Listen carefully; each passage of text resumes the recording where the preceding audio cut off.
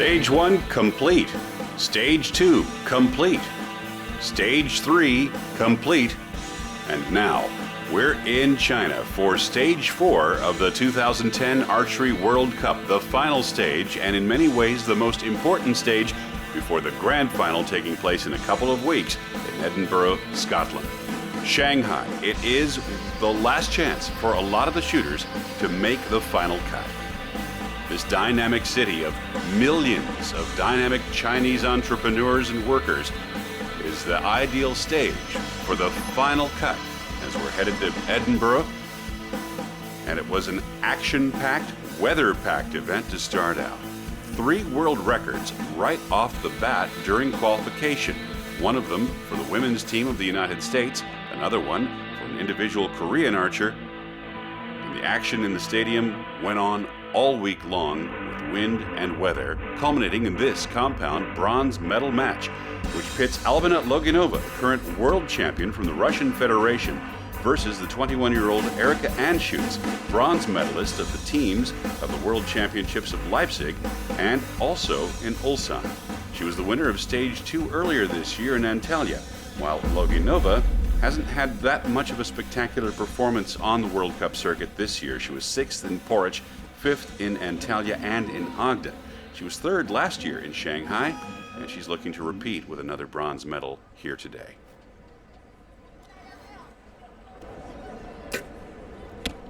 Albina Loginova's opening arrow is an 8 on that particular end. As you can see, she's been grouping a little bit low and a little bit right. At this stage, Erika Anschutz has the advantage.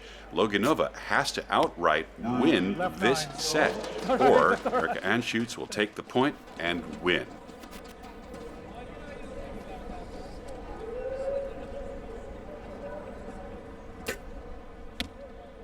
Just out of the 10 ring. Final arrows. Там же рядом.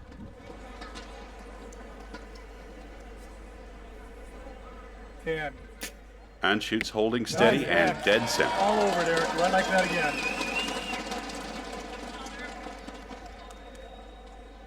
It's Albina Loginova's last shot of the match. And not good enough, just outside the 9 ring. Good grouping, but it really leaves the door open.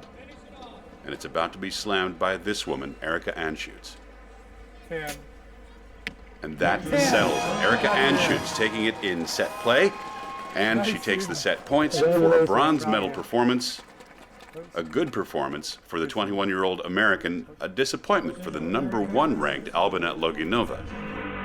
Now, on to the women's compound gold medal final, featuring 2 athletes who've already qualified for the World Cup final at Edinburgh. Don't make the mistake of thinking that that's going to take the pressure off. Here's Linda Ochoa, born in 1987, ranked 16th in the world and the top shooter of Mexico. Her opponent coming up is Nikki Hunt. Nikki is a fixture on the World Cup circuit. We've seen her win, we've seen her lose, and we have seen her triumph many times so far in the last couple of seasons. She's here again, hoping to do it again. Linda Ochoa has never won a World Cup final. She was 4th here in Shanghai last year. Her best individual achievement so far was a 2nd place finish at the Santo Domingo World Cup in 2009. She also holds the title of Pan American Champion. She set that in 2008. Nikki Hunt, however, of course, was 2nd this year in Antalya. We saw her win at Porridge last year, and she was 2nd at Porridge this year. Nikki Hunt and Linda Ochoa, powerhouse match. Now, as you could see earlier, Linda had shot a 6. Normally that would be death. However, because of the way the set system works, she was able to stay alive, and right now she trails Nikki Hunt by 2 set points with a couple of arrows to go.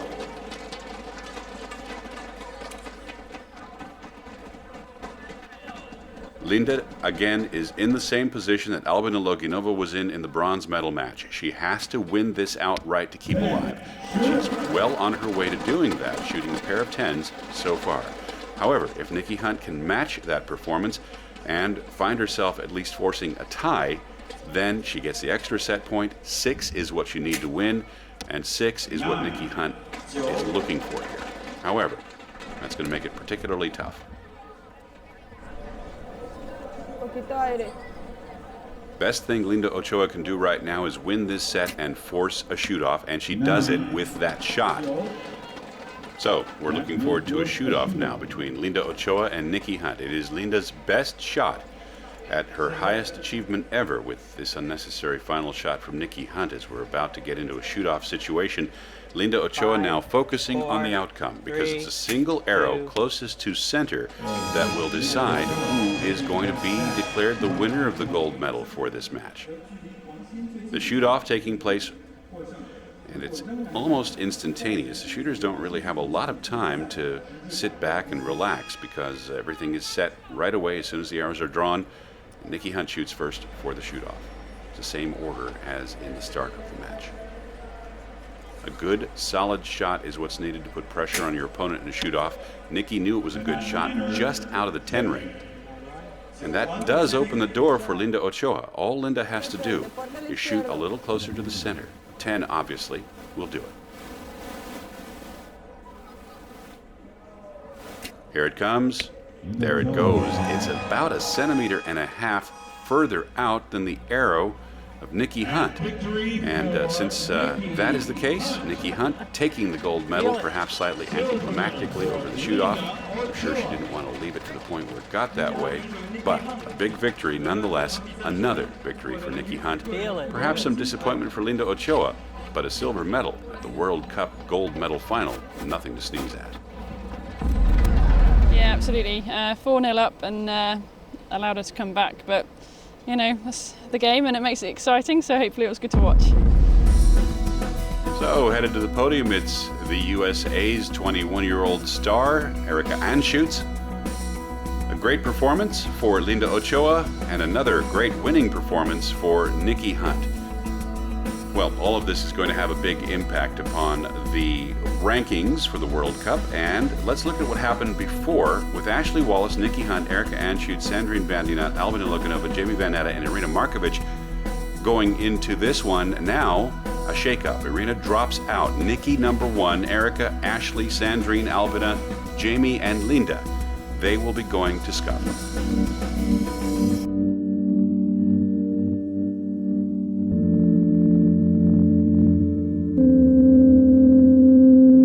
I'm Danielle Brown and I'm part of the Great British Archery team. I used to be very active before I became disabled.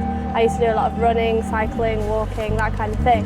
And when I became disabled, there wasn't very much information at home about Paralympic sports, and I thought, well, archery doesn't involve any running around, I'll give it a go. The Paralympic side is a lot different. We do the same rounds and the competition format's the same, but it's a lot slower pace. So I'm actually finding it quite tiring this trip because we've been going a lot faster, but it's great fun, and also the competition, the standard of competition is a lot higher as well. I don't need, looking at, I need certain help, like, getting all my stuff across the field and my arrows bringing back to me, but apart from that, I'm just here to shoot. Go! It's the compound bronze medal match featuring 2 past winners of the Archery World Cup Grand Final. We've got the legend from El Salvador, Jorge Jimenez, and the 2007 world champion, Dietmar Trillis. Now, Dietmar Trillis has not had the best of years. He finally has qualified in the medal final after placing 7th in Porridge, 9th in Antalya, and 6th in Ogden this year. It's the first time these 2 competitors have come up against each other in a final in the World Cup. Jorge Jimenez, of course, famous through his country for winning the 2007 World Cup Grand Final in Dubai, and he won the silver medal in Ogden this year. After a few years away from the World Cup circuit, he's come back strong. And at this stage, Jorge Jimenez and Dietmar Trillis have put on quite a show. They have been trading arrow for arrow, 10 for 10, and are evenly matched all the way through this match.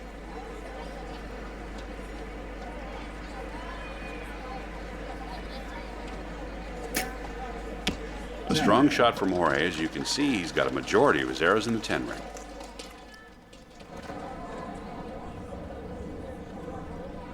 Dietmar with the upper hand going into this set. Jorge, in fact, has to win this set in order to stay alive. A draw will give the 6 points needed to win to Dietmar. Jorge with another strong shot, another 10.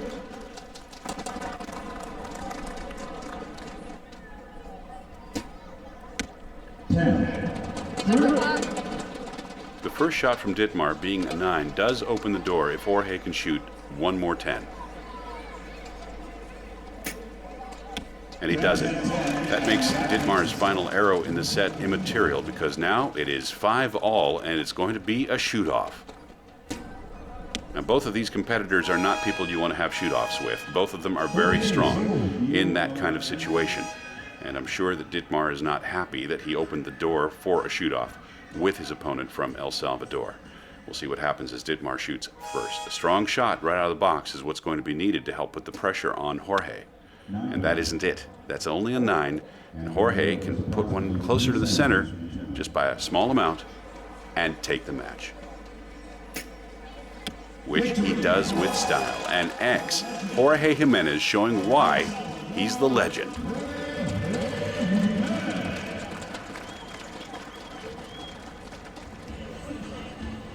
An excellent performance from a popular competitor, Jorge Jimenez, winning 6-5 in shoot-off.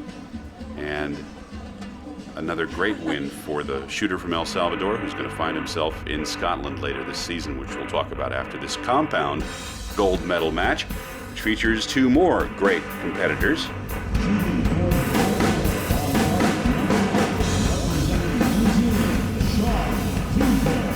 We've got Sean Teasdale on the line. 21-year-old Sean Teasdale has been a competitor on the World Cup circuit since 2008. He was 9th in Antalya, 8th in Ogden. This guy is new on the circuit. Koos de Vet from South Africa. He's a contemporary and friend of Seppi Cilliers, the 1400-plus top shooter from South Africa and world record holder as well. And clearly, Seppi's had a great influence upon Mr. Koos de Vet, because here he is, new on the FIDE circuit. His biggest achievement so far is 2nd place at the African Continental Championship in April in Pretoria, and he's in the gold medal final in Shanghai, which means, of course, that he's a very talented guy. As you can see from his target, he's got a pretty good set of groups there. He's got 2 distinct groups, one to the left and one in the center. Turns out there was a bit of swirling wind in the stadium, which affected his opponent, Sean Teasdale, somewhat less. In fact, with Sean's grouping, you can see he's only got a single arrow out at this stage. And Sean is in a commanding position. All he has to do is a draw, and he'll take the gold medal.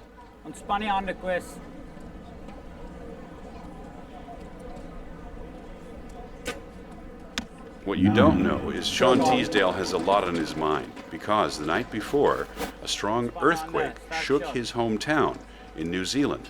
And the news from home, while not terrible, was probably stressful. So the fact that Sean Teasdale was able to shoot as strongly as he has been is a testament to his mental toughness as a competitor. Final shot, good enough, it catches the line, and he gets the extra point needed to win. Sean Teasdale taking victory, but what a performance from Koos de Vet, coming to the World Cup for the first time and making it all the way to the gold medal final. Nothing to be sorry about there, and a nice silver medal for the newbie on the circuit. I think the most difficult part of the competition was just keeping my nerves steady all through the match play and into the medal match. I just needed to remember to do what I did on the practice field, and it worked.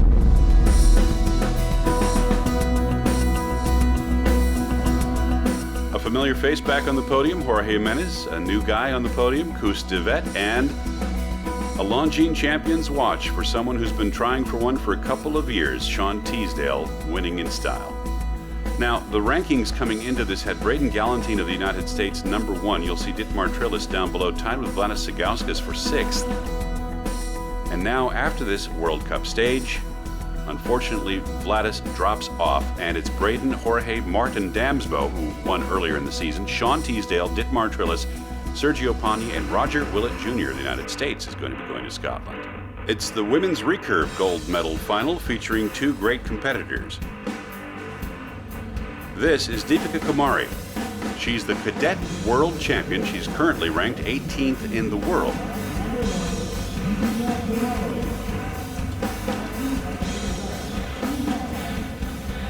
Her opponent is the Korean shooter Kibo Bae, who we've become acquainted with this season, but Kibo Bae has also got some good previous experience being World University Champion of 2008, and she was second at the last stage of the World Cup in Ogden. So, let's see how it goes between these two fine shooters, Kibo Bae of Korea and Deepika Kumari, the 16-year-old from India.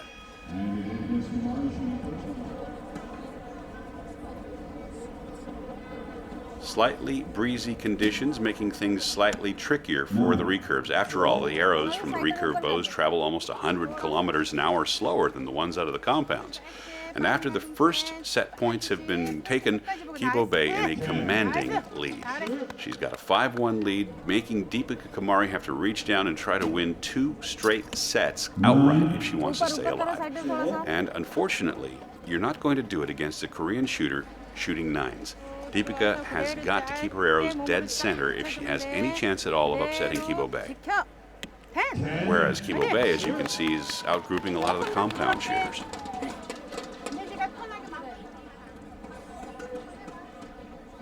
Good composure, good form.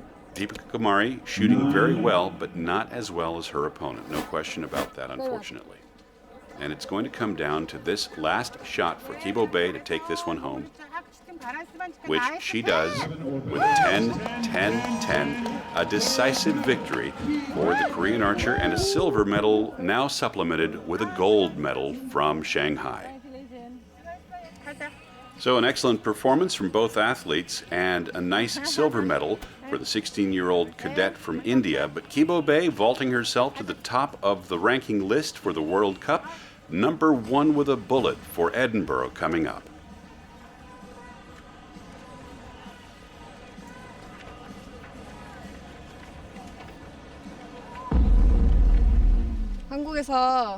I trained and practiced very hard in Korea before coming here.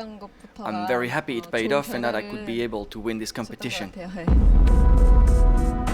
Going into Shanghai, a number of top shooters, including this one, Yoon Oh-ki, Deepika Kumari, decorated with a silver medal, and a gold medal for number 1, Kibo Bae, vaulting her to the top of the rankings. As we'd headed into Shanghai, we saw that Justina Moshpanek was number 1 with 33 ranking points, Sabrina Streff, Kim Moon-jung, and Go Fa-ping. But right now, after the outcome of this, it pushes 2 Korean women off the list. We've got Kibo Bae, Justina Moshpanek still up there. Deepika Kumari has a ride to Edinburgh, as well as Yoon Oh-ki. And right now, we're headed into the next pass. My philosophy of coaching is to teach the archers the requirements for the elite level of archery. The most important thing is to teach them to better know themselves. Then the difficulty is to let them stay aware of their capabilities during the competition. Then my job, apart from guiding them, is to keep this lucidity they could lose under pressure. The 3 most important things are the technique, then the mental preparation, and finally the physical training. You really need to understand these 3 important things to be a good coach. Well, a good coach has to have a lot of technical knowledge in the sport of archery and then also be able to help develop a program that can help the archers succeed, developing their technical game, their mental game, as well as knowing the equipment and the strategies involved in the sport. As a coach, it could be good to have deep communication with the athletes, to be their friends, but it's more important to teach them how to become a good person.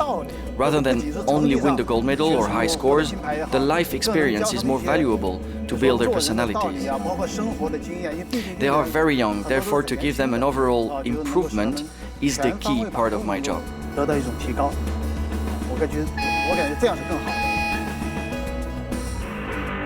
Well, if you have any idea what a great match we're in for, I will just go ahead and tell you, look at this one if you want to see a real classic. It's the bronze medal match between Marco Galeazzo and Jayanta Talekdar. These 2 guys have gone at it 5 times on the World Cup circuit so far. And Talekdar's had the upper hand over this guy, the Olympic champion of 2004, Marco Galeazzo, currently ranked 13th in the world. Jay Talekdar, coming into this match, is ranked 9th in the world. He has been shooting well all week long. Jay Talakdar and Marco Galeazzo. Both of them have shot at the World Cup final last year. In the semifinals, Galeazzo won, and this year, the 2004 champion of the Olympic Games, has placed in the top 10 in the 3 previous stages of the World Cup, but it's the first time he's made it to the semifinals. Number 2, won in Porridge in 2006 and 2009, and Antalya in 2008 for the teams. Santo Domingo with the teams. This year, his best achievement is a 5th in Antalya, but he's hoping for gold. He's going to get either a bronze or a 4th place finish. Right now, Jay Talakdar with the upper hand over Marco Galeazzo. But that liner is just out. It gives a opportunity to Marco Galeazzo to finish this one out with 2 10s and force a shoot-off. No question, Jay Talakdar outgrouping Marco Galeazzo so far in this match. But Marco is a clutch hitter, and he knows how to deliver when he has to.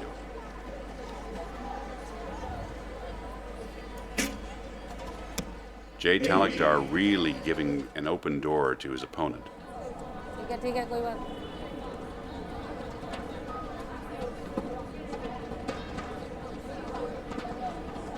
Cool and calm, that is Marco Galeazzo's shot.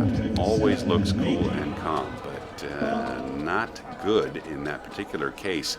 He needed a much better shot to try to close the door on his opponent, Jay Talakdar. All Jay needs to do now is that. And Jay Talakdar takes it.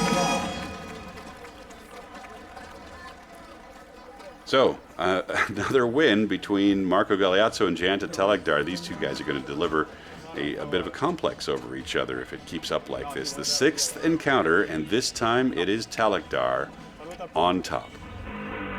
On to the recurve gold medal match, and no, if you're just tuning in, you are not seeing a replay from the World Championships of 2009, except you are. This is Im Dong-hyun, holder of the new world record for the double 70 round, holder of the old world record and Olympic record for the double 70 round, one of the best shooters at this distance in the world. This guy is the champion of the world, Lee Chang-hwan, and he won that world championship against Im Dong-hyun at the World Championships in 2009 in Ulsan, Korea. So it's a complete perfect score rematch situation here, and this is going to be a firecracker of a match. Right now, Lee Chang-hwan with the upper hand over Im Dong-hyun. Lee has 5 set points to Im's 3. Im Dong-hyun needs to put the pressure on. Well, he really does know how, as you can see there. Im Dong-hyun has been shooting brilliantly all week with that new world record. He's got loads of confidence. Lee Chang-hwan, no slouch. He's been shooting very well, but as you can see, he had shot a few arrows that were, well, to put it bluntly, errant, including a 7, which you do not often see at this level, and another 10 from Im Dong-hyun putting on the pressure. If Im Dong-hyun can win this outright, then he'll force a shoot-off. A good shot from Mr. Lee. In fact, just about striking his first shot.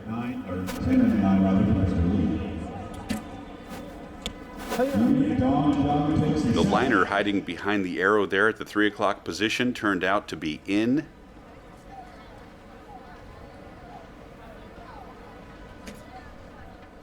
And that one is in, but you'll notice the arrow at 4 o'clock is just out, and that means that Im Dong-hyun took that set, and it's a shoot-off. Mr. Lee will be shooting first for the shoot-off. Of course, this puts all the pressure on Im Dong-hyun.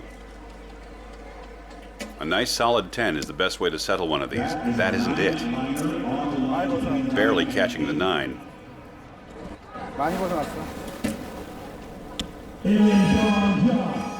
And for Im Dong-hyun, that's just a foregone conclusion. Practically speaking, he takes the match, and he does it in fine style. You know, all this discussion of set points and matches, it draws a parallel to tennis in a way. And we asked Im Dong-hyun, Im, do you feel like Roger Federer these days? I mean, you're the #1 successful shooter on the circuit. No, I don't think I'm the Roger Federer of archery. At least I missed 1 Olympic title, maybe in 2012 in London. Then I could be called the Roger Federer of archery. Okay, so he's not quite Roger Federer, but he is on top of the podium.